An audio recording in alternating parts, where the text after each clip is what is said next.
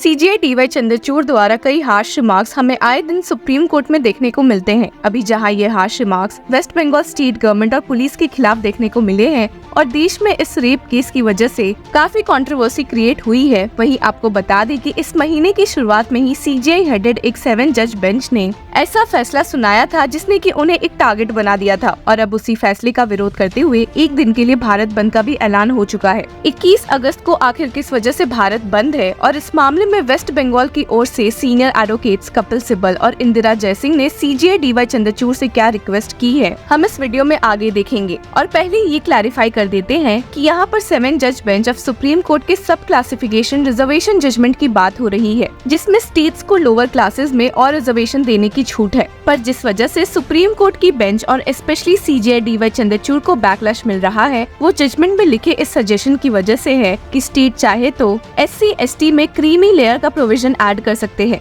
ये एक ऐसा जजमेंट बन गया है जिसमें लोगों से काफी मिक्स्ड रिएक्शंस देखने को मिले हैं, जहां स्टेट गवर्नमेंट और यहाँ तक कि यूनियन भी इस बात से खुश दिखी थी कि वे चाहे तो सब क्लासिफिकेशन रिजर्वेशन दे सकते हैं, वहीं वे सीजेआई डीवाई चंद्रचूड़ के creamy layer in SC/ST provision से नाराज दिखे हैं। इस मामले में यूनियन गवर्नमेंट और पीएम नरेंद्र मोदी ने लोगों को आश्वासन दिया है कि वे ऐसा कोई प्रोविजन नहीं लाने वाले हैं, पर उसके अलावा भी द रिजर्वेशन बचाओ संघर्ष समिति ने भारत बंद का ऐलान कर दिया। इस बंद में सबसे एक्टिव BRS लीडर्स दिखने वाले हैं, लेकिन रिजर्वेशन का टॉपिक इतना सेंसिटिव है, हम सभी जानते हैं। और एक ऐसे ही मामले को सीजेआई डीवाई चंद्रचूड़ के सामने लेकर बीते दिन सीनियर एडवोकेट कपिल सिब्बल पहुंचे थे। ऐसे आपको बता दें कि अभी सीनियर एडवोकेट कपिल सिब्बल को भी काफी बैकलैश का सामना करना पड़ रहा है, जब उन्होंने वेस्ट बंगाल सरकार को मेडिकल कॉलेज रेप केस में रिप्रेजेंट किया था और इस केस में भी वेस्ट बंगाल गवर्नमेंट को रिप्रेजेंट करते हुए वे नजर आए हैं, जहां उन्होंने कलकत्ता हाईकोर्ट के उस ऑर्डर को चैलेंज किया है जिससे उन्होंने 2010 के बाद दिए गए सभी अदर बैकवर्ड क्लासेस सर्टिफिकेट्स को रद्द कर दिया।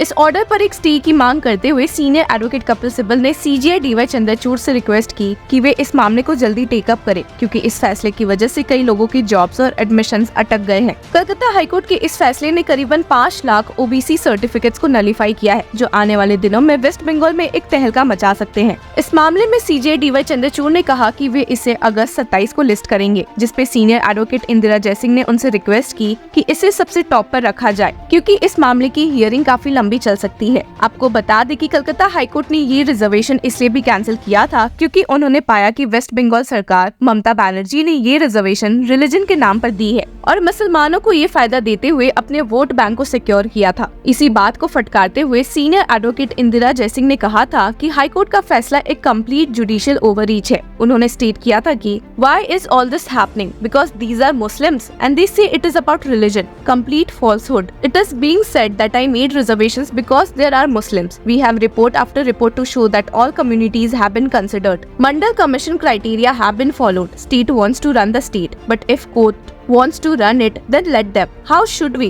Please answer. तो देखते हैं कि अब 27 अगस्त को इस मामले में क्या हियरिंग देखने को मिल सकती है, लेकिन इस बात को धुंधलाया नहीं जा सकता है कि रिजर्वेशन के मामले ने काफी तुल पकड़ा हुआ है और देखा जाए तो इस केस में कई लोगों को बैकलैश भी मिल रहा है। अब जब कलकत्ता हाईकोर्ट के इस फैसले के खिलाफ वेस्ट बंगाल स्टेट गवर्नमेंट दिख रही है, तो चलिए डिटेल में इस ऑर्डर को देख लेते हैं। The court had stated, according to the petitioners, the commission appeared to be in a tearing hurry to fulfill the wishes of the chief minister made in a political rally. No proper inquiry was conducted by the commission inviting application for inclusion in the list, and even after purported preparation of the list, no notification was issued inviting objections in general from the people at large. हालांकि मामला और बिगड़ गया जब पता चला कि OBC classification religion के बेसिस पर भी हुई है और इसको वेस्ट बंगाल स्टेट गवर्नमेंट द्वारा छुपाने की भी कोशिश की गई। The court stated, This court is of the view that the selection of 77 classes of Muslims as backward is an affront to the Muslim community as a whole. This court's mind is not free from doubt that the said community has been treated as a commodity for political ends. This is clear from the chain of events that led to the classification of the 77 classes as OBCs and their inclusion to be treated as a vote bank. Calcutta high court के इस फैसले से जहां waste Bengal CM Mamata Banerjee काफी नाराज दिखी है और इसे अब सुप्रीम कोर्ट में भी चैलेंज करते हुए नजर आ रही है, वहीं इस फैसले से हमारे देश के पीएम नरेंद्र मोदी काफी खुश दिखे थे, जिन्होंने स्टेट किया था कि the Calcutta high court has given a big slap to this INDI alliance. The court has cancelled all OBC certificates issued since 2010. Why?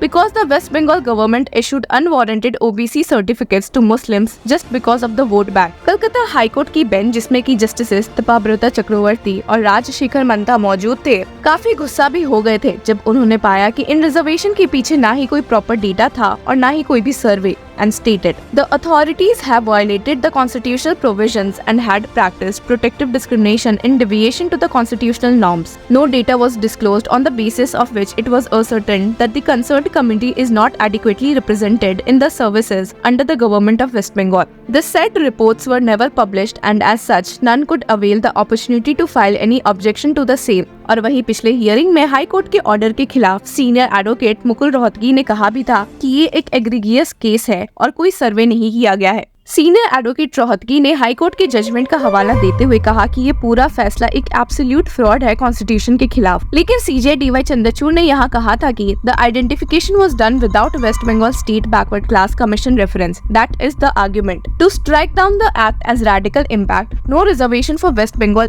Eight all, this is radical mister Mukul Rohatgi. और अपने सब क्लासिफिकेशन जजमेंट से सुप्रीम कोर्ट बेंच ने true equality लाने की भी कोशिश की थी, जिसके साथ ही उन्होंने स्टेट किया था कि there is a need for identification of creamy layer among the SC/ST category to take them out of the fold of reservation. इस जजमेंट में ये भी स्टेट किया गया है कि the state must evolve a policy to identify creamy layer among the SC/ST category and take them out of the fold of affirmative action reservation. This is the only way to gain true equality. Justice Vikram Nath ने कहा कि जैसे OBC में creamy layer का provision है वैसे ही SC/ST में भी होना चाहिए, and had stated, I am also in agreement with the opinion of brother Justice Gawai that the creamy layer principle is also applicable to scheduled caste and scheduled tribes, and that the criteria for exclusion of creamy layer for the purpose of affirmative action could be different from the criteria as applicable to the other backward classes. और इसमें एक हामी भरते हुए justice Mittal ने भी state किया था कि reservation should be meant for only the first generation among a category, and if the second generation has come up, then benefits of reservation shall not be given,